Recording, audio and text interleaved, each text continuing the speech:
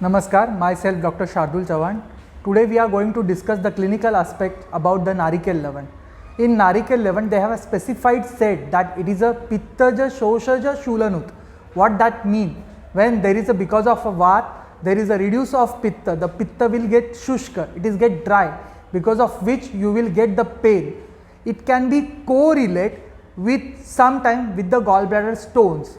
Okay, so Narikel Lavan, it can be used in a gallbladder stones also with the different matra depend on the patient's prakriti.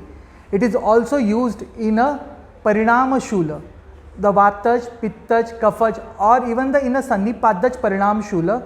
The Parinam Shul, when after the digestion, after the food intake, you will get suddenly the stomach pain when there is a digestion process is going on.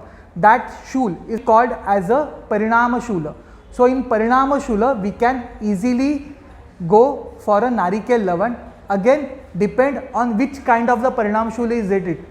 Then in a Amla Pitta, okay, it is a Lavan basically and Amla. So Amla and Lavan will definitely going to be a reaction.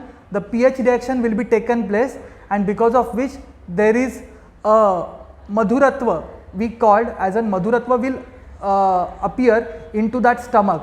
So that Neal process means there is one pH of acidic, then pH of alkaline, both together will form the neutral pH.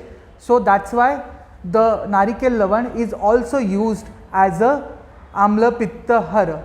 So once again, the clinical aspects of the Narikel Lavan, it can be used as a in a gallbladder stone. It is also used in a Amla Pitta.